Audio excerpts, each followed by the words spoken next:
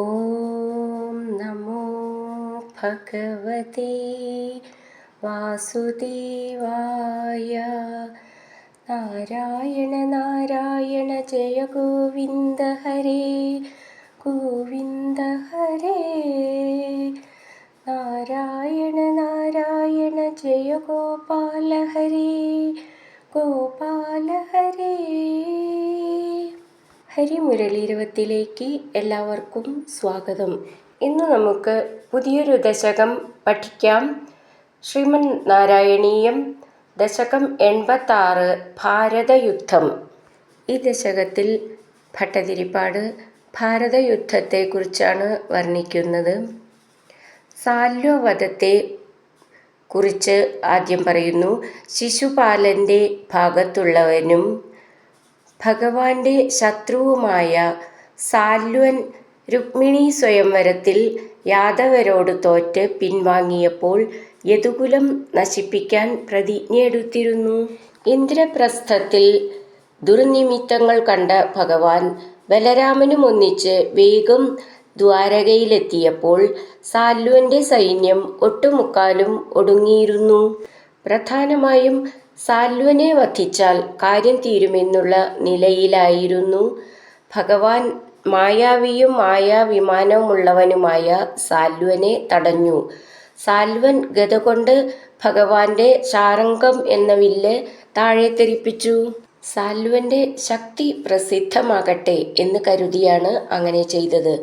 സാൽവരാജാവിൻ്റെ സൗഭവിമാനത്തെ ഗദ കൊണ്ടടിച്ച് പൊടിച്ച് കടലിലെറിഞ്ഞതിനു ശേഷം സാൽവനെ തന്നെ സുദർശന ചക്രത്താൽ കഴുത്തറുത്ത് വധിച്ചു. ഉടനെ ബലാത്കാരമായി ദന്തവക്ത്രൻ നേരിട്ട് വന്ന് ഭഗവാനെ ഗദ കൊണ്ട് പ്രഹരിച്ചു. പുണ്യശാലിയായ അവനെ കൗമോദകി എന്ന ഗദ കൊണ്ടടിച്ച് ഭഗവാൻ കൊന്നു. ഭഗവാൻ ഇന്ദ്രപ്രസ്ഥത്തിൽ നിന്ന് ദ്വാരകയിലേക്ക് പോയ അവസരത്തിൽ യുധിഷ്ഠിരനും ദുര്യോധനനും തമ്മിൽ ചൂതുകളി നടന്നു. ശകുനി കള്ളച്ചൂത് കളിച്ച് യുധിഷ്ഠിരനെ പരാജയപ്പെടുത്തുകയും തൻ്റെ സർവസമ്പത്തും തുടർന്ന് അനുജന്മാരെയും ഭാര്യയെയും പണയം വയ്ക്കുകയും ചെയ്തു. ദുശാസനൻ പാഞ്ചാലിയെ അന്തഃപുരത്തിൽ നിന്ന് വലിച്ചിഴച്ച് രാജസഭയിൽ വെച്ച് വസ്ത്രാക്ഷേപം നടത്തി. ഭഗവാനെ ഭക്തിപൂർവം ധ്യാനിച്ചതിനാൽ പാഞ്ചാലിയുടെ അരയിൽ നിന്നും വസ്ത്രം മാറ്റാൻ കഴിഞ്ഞില്ല. കൗരവന്മാരും പാണ്ഡവന്മാരും യുദ്ധമല്ലാതെ വഴിയില്ലെന്ന് കണ്ട് അതിന് തയ്യാറായി. ദുര്യോധനനും അർജുനനും സഹായത്തിനായി ഭഗവാനെ കാണുവാൻ ദ്വാരകയിലെത്തി. അർജുനൻ ഭഗവാനെ വരിച്ചു. ദുര്യോധനന് അവൻ്റെ ഇഷ്ടമനുസരിച്ച് തൻ്റെ സൈന്യത്തെയും കൊടുത്തു. ഭഗവാൻ അർജുനൻ്റെ സാരഥിയായി. തേര് നടത്തി അർജുനനും ഒന്നിച്ച് കുരുക്ഷേത്ര യുദ്ധഭൂമിയിലെത്തി. ബന്ധുക്കളെയും ഗുരുക്കന്മാരെയും വധിച്ച് തനിക്ക് രാജ്യം വേണ്ടെന്ന് വിഷാദത്തോടെ പറഞ്ഞ് യുദ്ധം ചെയ്യാതെ തേർത്തട്ടിൽ ഇരുന്നു അർജുനൻ. ആത്മാവ് നിത്യമാകയാൽ അത് കൊല്ലപ്പെടുന്നുമില്ല, കൊല്ലുന്നുമില്ല. തൻ്റെ വിശ്വരൂപം കാണിച്ച് അർജുനൻ്റെ അജ്ഞാനം നീക്കി ദുഃഖത്തിൽ നിന്ന് വിമുക്തനാക്കുന്നു. ഭഗവത് ഭക്തന്മാരിൽ ഒന്നാമനായ ഭീഷ്മർ ഭൂമിഭാരം കുറയ്ക്കാൻ വേണ്ടി പതിവായി 10,000 രാജാക്കന്മാരെ കൊന്നൊടുക്കിക്കൊണ്ടിരുന്നു. അർജുനൻ ഭീഷ്മശരപാതമേറ്റ് തളർന്ന് അവശനായിത്തീർന്നപ്പോൾ ശ്രീകൃഷ്ണൻ ചക്രായുധമെടുത്ത് ഭീഷ്മരുടെ നേർക്ക് തിരിഞ്ഞു. ഭീഷ്മർ ആയുധം താഴെ വെച്ച് ഭഗവാനെ വണങ്ങി. ദ്രോണൻ സേനാധിപതിയായി കുരുക്ഷേത്ര യുദ്ധം ഏറ്റെടുത്ത് നടത്തിയപ്പോൾ ആനപ്പുരത്ത് ഉറച്ചിരുന്ന് യുദ്ധം ചെയ്തു ഭഗദത്തൻ നാരായണാസ്ത്രം അർജുനൻ്റെ നേർക്കയക്കുകയും അത് ഭഗവാൻ തൻ്റെ മാറിൽ ആഭരണമാക്കുകയും ചെയ്തു. അർജുനനെ കൊണ്ട് ഭഗദത്തനെ വധിപ്പിച്ച് സുദർശന ചക്രം കൊണ്ട് സൂര്യനെ മറച്ചിട്ട് അഭിമന്യുവധം നടത്തിയ ജയദ്രഥനെ അർജുനനെ കൊണ്ട് ഭഗവാൻ കൊല്ലിച്ചു. കർണൻ തൊടുത്തുവിട്ട നാഗാസ്ത്രം അർജുനൻ്റെ ശിരസിന് നേരെ വന്നപ്പോൾ തൻ്റെ പെരുവിരൽ അമർത്തി രഥം താഴ്ത്തിയതിനാൽ കിരീടവുമായി നാഗാസ്ത്രം പാഞ്ഞുപോയി. കുരുക്ഷേത്രത്തിൽ കുരു-പാണ്ഡവ യുദ്ധം നടക്കുമെന്ന് തീർച്ചയായപ്പോൾ ബലരാമൻ തീർത്ഥയാത്രയ്ക്ക് പോയി. സുഖസുഷുപ്തിയിൽ ലയിച്ചു കിടന്നിരുന്ന പാഞ്ചാലി പുത്രന്മാരെയും ധൃഷ്ടദ്യുമ്നനെയും രാത്രിയുടെ മധ്യയാമത്തിൽ അശ്വത്ഥാമാവ് വധിച്ചു. പാണ്ഡവരുടെ വംശത്തിന്റെ നാശത്തിനായി അശ്വത്ഥാമാവ് ബ്രഹ്മാസ്ത്രം ഉത്തരാഗർഭം ലക്ഷ്യമാക്കി തൊടുത്തു. അർജുനൻ അശ്വത്ഥാമാവിന്റെ ശിരോരത്നം ചൂഴ്ന്നെടുത്തു. ഭഗവാൻ ഉത്തരാഗർഭത്തെ രക്ഷിച്ചു. കുരുക്ഷേത്ര ഭൂമിയിൽ ശരശയ്യയിൽ കിടക്കുന്ന ഭീഷ്മർ ധർമ്മപുത്രർക്ക് എല്ലാ ധർമ്മങ്ങളും ഉപദേശിച്ചു കൊടുത്തു. ഭഗവാൻ തന്റെ സുന്ദരരൂപം മുമ്പിൽ കണ്ടുകൊണ്ട് ഭീഷ്മർ മുക്തിയെ പ്രാപിച്ചു. ഈ കഥ ഇവിടെ അവസാനിപ്പിക്കുന്നു. നമുക്ക് ഈ ദശകത്തിലെ 1ഉം 2ഉം ശ്ലോകങ്ങൾ നോക്കാം. ശ്രീമദ് നാരായണീയം ദശകം 86 ഭാരതയുദ്ധം ശ്ലോകം 1. സാല്യോ ഭൈഷ്മീ വിവാഹേ യദുബലവിജിതശ്ചന്ദ്രചൂഡാദ്വിമാനം വിന്ദൻ സൗഭം സമായി ത്വയി വസതി കുരൂംസ്ത്വത്പുരീമഭ്യഭാംക്ഷീത് പ്രദ്യുമ്നസ്തം നിരുന്ധൻ നിഖിലയദുഭടൈർന്യഗ്രഹീതുഗ്രവീര്യം തസ്യാമാത്യം ദ്യുമന്തം വ്യജനി ച സമരഃ സപ്തവിംശത്യഹാന്തം. നമുക്ക് ഈ ശ്ലോകത്തിലെ വാക്കുകൾ പിരിച്ചിട്ട് അർത്ഥം നോക്കാം.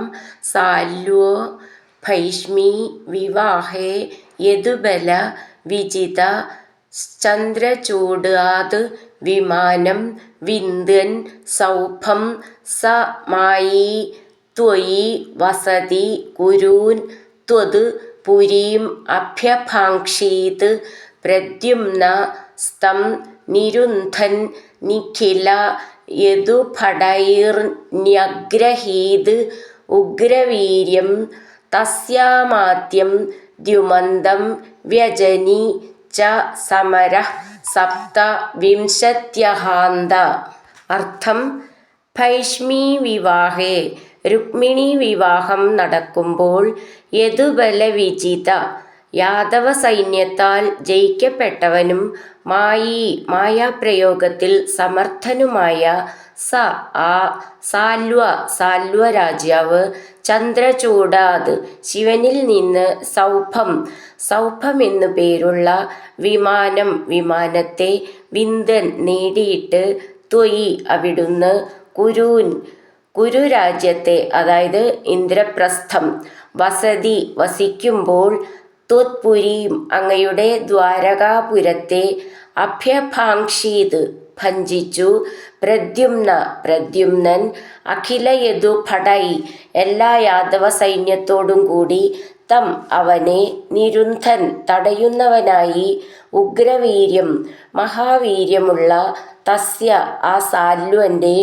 അമാത്യം മന്ത്രിയുമായ ദ്യുമന്തം ദ്യുമാനെ ന്യഗ്രഹീത് നിഗ്രഹിച്ചു സമരഃ സാല്വയാദവ യുദ്ധം സപ്തവിംശത്യഹാന്തം 27 ദിവസം വ്യജനി ച ഉണ്ടാകുകയും ചെയ്തു. നമുക്ക് ഈ ശ്ലോകത്തിലെ അക്ഷരങ്ങൾ ഒന്ന് നോക്കാം. സാല്വോ, ല്വ നവള ചിഹ്നം ശ്രദ്ധിച്ചോളൂ.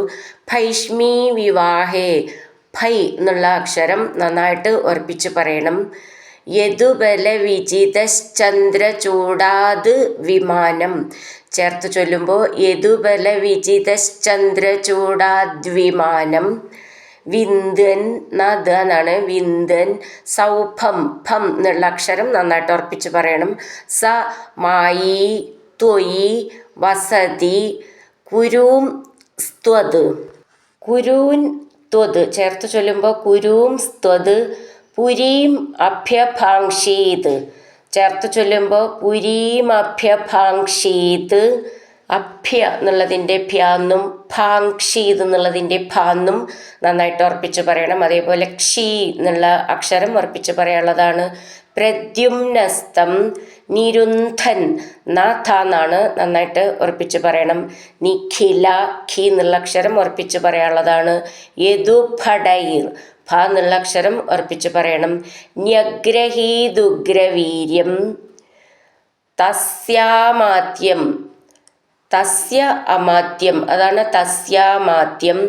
ദ്യുമന്തം വ്യജനി ച സമര, അവിടെ വിസർഗം. സപ്തവിംശതി അഹാന്തം, ചേർത്ത് ചൊല്ലുമ്പോൾ സപ്തവിംശത്യഹാന്തം. സാല്വോ ഭൈഷ്മീ വിവാഹേ യദുബലവിജിതശ്ചന്ദ്രചൂഡാദ്വിമാനം വിന്ദൻ സൗഭം സമായി ത്വയി വസതി കുരുംസ്ത്വത്പുരീമഭ്യഭാംക്ഷീത് പ്രദ്യുമ്നസ്തം നിരുന്ധൻ നിഖിലയദുഭടൈർന്യഗ്രഹീതുഗ്രവീര്യം തസ്യാമാത്യം ദ്യുമന്തം വ്യജനി ച സമര സപ്തവിംശത്യഹാന്തം. അടുത്തത് രണ്ടാമത്തെ ശ്ലോകം. താവത്വം രാമശാലീ ത്വരിതമുപഗത ഖണ്ഡിത പ്രായ സൈന്യം സൗഭേശം തം ന്യരുന്ധാഃ സ ച കില ഗദയാ ശാർംഗമഭ്രംശയത്തെ മായാതാദം വ്യഹിംസീതപി തവ പുരതസ്തത്ത്വയാപി ക്ഷണാർത്ഥം നാജ്ഞായീത്യാഹുരേകേ തദിതമവമതം വ്യാസ ഏവ ന്യഷേധീത്. വാക്കുകൾ പിരിച്ചിട്ട് അർത്ഥം നോക്കാം. താവത് ത്വം രാമശാലി ത്വരിതം ഉപഗത ഖണ്ഡിത പ്രായ സൈന്യം സൗഭേശം തം ന്യരുന്ധാഃ സ ച കില ഗദയാ ശാർംഗം അഭ്രംശയത് തേ മായാതാദം വ്യഹിംസീത് അപി തവ പുരതസ്തത് ത്വയാപി ക്ഷണാർത്ഥം നാജ്ഞായീത്യാഹുർ ഏകേ തത് ഇദം അവമതം വ്യാസ ഏവ ന്യഷേധീത്.